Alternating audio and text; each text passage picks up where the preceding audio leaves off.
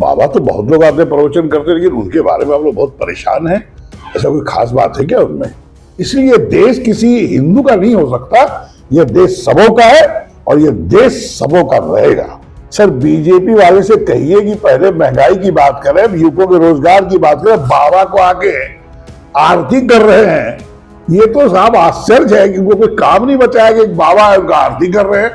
धीरेन्द्र शास्त्री कौन है? मैं इनको नहीं जानता हूँ। अरे भाई, पहली बार कोई थोड़ी बिहार में प्रवचन देने के लिए आए हैं, इतना बवाल क्यों हो रहा है?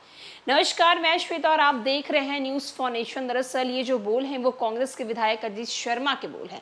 अजीत शर्मा से जब पूछा गया धीरेन्द्र शास्त्री को लेकर कि लगातार बिहार में धीरेन्द्र शास्त्री पर बयानबाजी चल रही है, जहां एक और महागठबंधन की सरकार जो है और दूसरी ओर विपक्ष यानी कि बीजेपी धीरेन्द्र शास्त्री पर लगातार राजनीति कर रही है। इस पर अजीत शर्मा ने कहा है कि पहली बार ऐसा नहीं हुआ कि कोई बिहार में कोई बाबा अपनी प्रवचन करने आए हैं, ये पहली दफा तो नहीं है। इस पर इतना बवाल क्यों किया जा रहा है?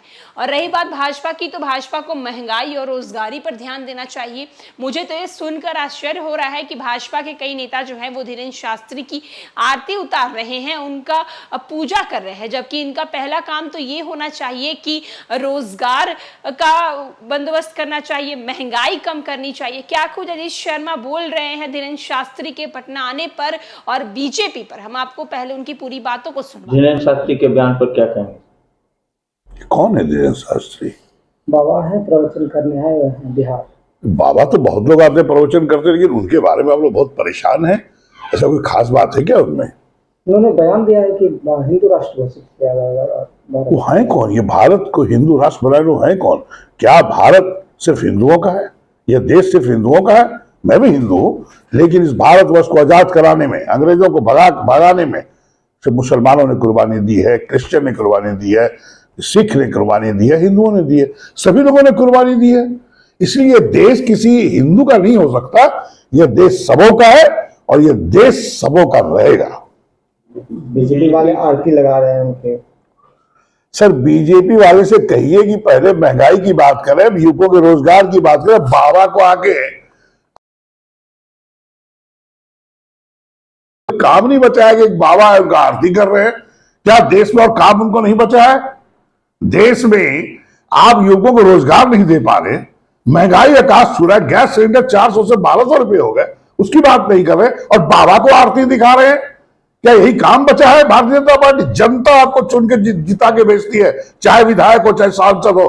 अरे आरती उतार रहा है तो देश की जनता का उतारिए, गरीबों का जो आपको जिता के भेजा है, और उनके लिए काम करिए। बागेश्वर धाम सरकार के प्रचलित धीरेन्द्र शास्त्री का कार्यक्रम पटना के नौबतपुर में चल रहा है। इस दौरान धीरेन्द्र शास्त्री ने देश को हिंदू राष्ट्र बनाने की बात कही है। इस बीच कांग्रेस विधानमंडल दल के नेता अजीत शर्मा ने बड़ा बयान दिया है। अजीत शर्मा ने कहा है कि धीरेन्द्र शास्त्री को नहीं जानते हैं। उन्होंने ये भी कहा है कि कौन है ये धीरेन्द्र शास्त्री? क्या भारत सिर्फ हिंदुओं का है, मुस्लिम का नहीं है, सिख का नहीं है?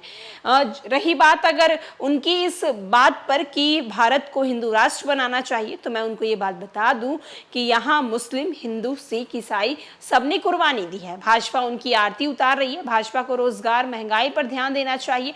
आरती बाबा की नहीं, जनता की उतारिए। कोई बाबा आया तो आरती उतार रहा, अच्छा आश्चर्य की बात है।